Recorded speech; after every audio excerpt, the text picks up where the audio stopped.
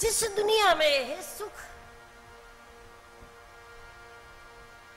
जब उस दुनिया में सुख को ढूंढा है, ऐसा कोई भी महापुरुष जगत के लिए लुटाने वाला बन जाता है, क्योंकि वो जगत को लूटने की दृष्टि से नहीं देखता, वो जगत को लुटाने की दृष्टि से देखता, क्योंकि उसको पता है कि संसार को सुख की अपेक्षा से देखना गलत है।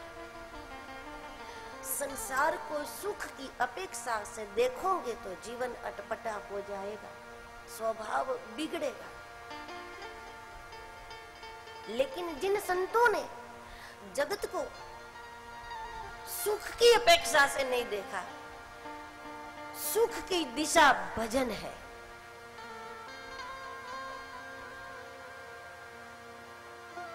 जब सुख की दृष्टि से भजन को देखा कि सुख भजन से मिलेगा, सुख भगवत विचार से मिलेगा,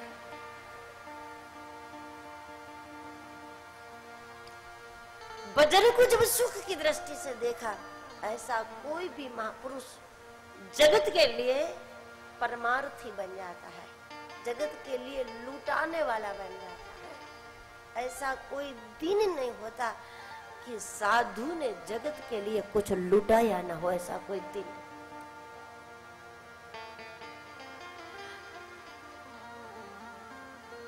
परमार्थी संतों के पास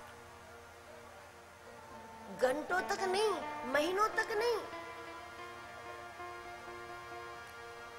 कभी 10-20 मिनट भी कोई बैठता है तो 10-20 मिनट में भी व्यक्ति उनसे कुछ प्राप्त कर लेता है, 10-20 मिनट में भी कुछ हासिल कर लेता है। संत को मिलने वाला मिनटों में कुछ हासिल कर लेता है,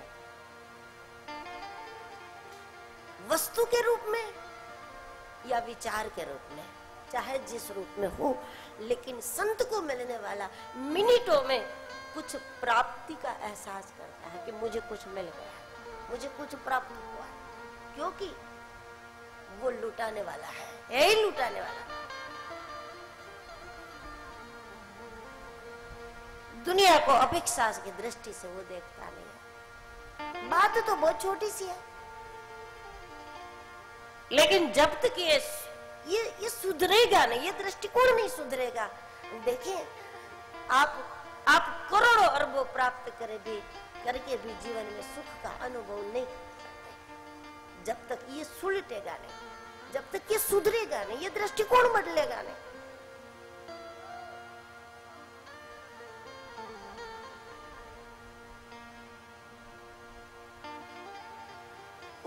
उस अटपटेपन को मिटाना है इस वृंदावन धाम में।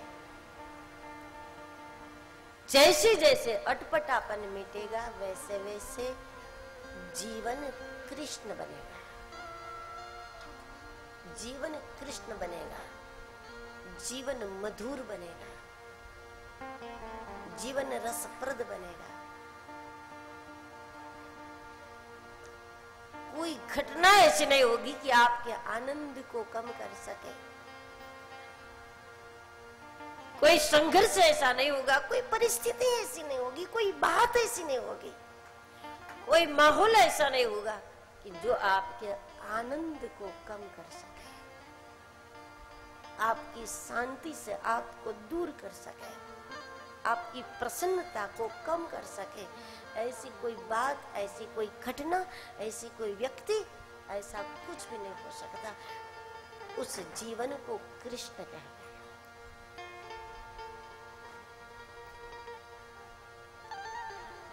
कृष्ण वो जीवन है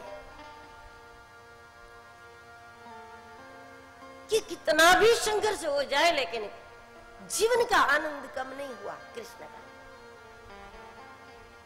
नहीं तो 6 दिन की आयु में पूतना आ गई थी, 6 दिन के कृष्ण को मारने पूतना आ गई थी,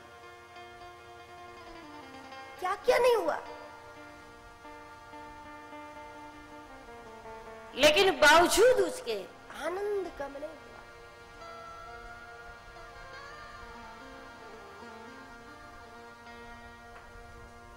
शकटासुर ने मारने की कोशिश की, तृणासुर ने मारने की कोशिश की, कालिया नाग को मारने प्रभु गए, आग लगी,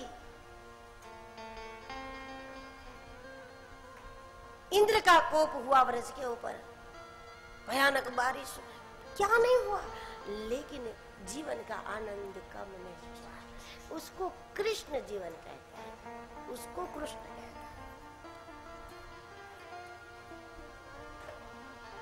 हैं। रसमयी जीवन का नाम है कृष्ण। और कैसे बनेगा रसमयी जीवन, कृष्ण जीवन कैसे बनेगा?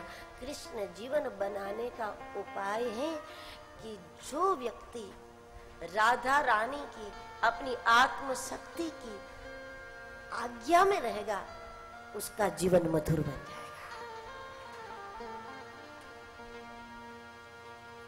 जो एक के अनुकूल रहता है ना, एक के अनुकूल रहने का अभ्यास करो, बहुत जल्दी आपका विकास होगा।